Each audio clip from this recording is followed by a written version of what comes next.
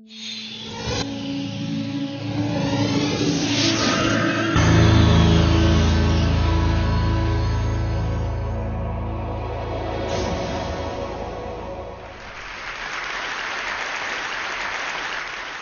imagine a big explosion as you climb through 3,000 feet. Imagine a plane full of smoke.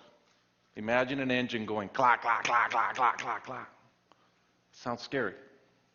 Well, I had a unique seat that day. I was sitting in 1D. I was the only one who could talk to the flight attendants. So I looked at them right away, and they said, no problem. We probably hit some birds. The pilot had already turned the plane around, and we weren't that far. You could see Manhattan. 2 minutes later, 3 things happen at the same time. The pilot lines up the plane with the Hudson River. It's usually not the route. He turns off the engines. Now imagine being on a plane with no sound. And then he says 3 words, as unemotional 3 words as I've ever heard. He says, brace for impact. I didn't have to talk to the flight attendant anymore. I could see in her eyes, it was terror. Life was over. Now I want to share with you 3 things I learned about myself that day. I learned that it all changes in an instant. We have this bucket list, we have these things we want to do in life, and I thought about all the people I wanted to reach out that I didn't, all the fences I wanted to mend, all the experiences I wanted to have and I never did. As I thought about that, later on I came up with a saying, which is, I collect bad wines. Because if the wine is ready and the person is there, I'm opening it. I no longer want to postpone anything in life. And that urgency, that purpose has really changed my life. The second thing I learned that day, and this is as we clear the George Washington Bridge, which was by not a lot, I thought about, wow, I really feel one real regret. I've lived a good life.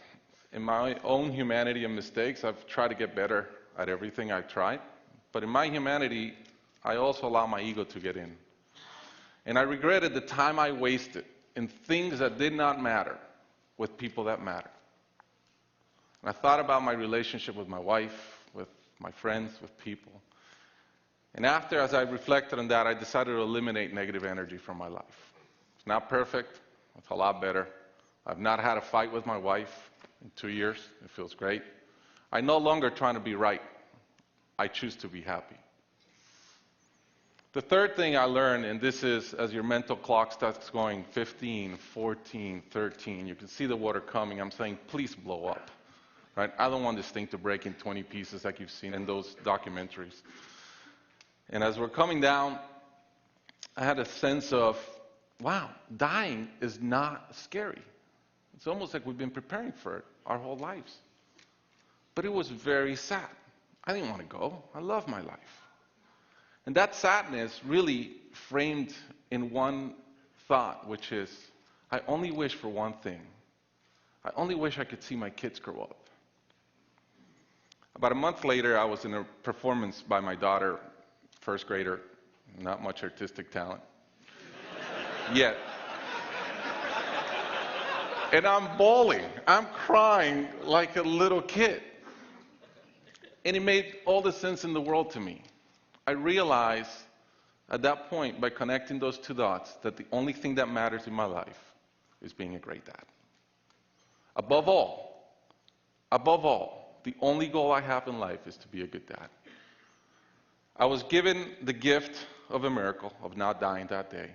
I was given another gift, which was to be able to see into the future and come back and live differently. I challenge you guys that are flying today. Imagine the same thing happens on your plane, and please don't. But imagine, and how would you change? What would you get done that you're waiting to get done because you think you'll be here forever? How would you change your relationships and the negative energy in them? And more than anything, are you being the best parent you can? Thank you.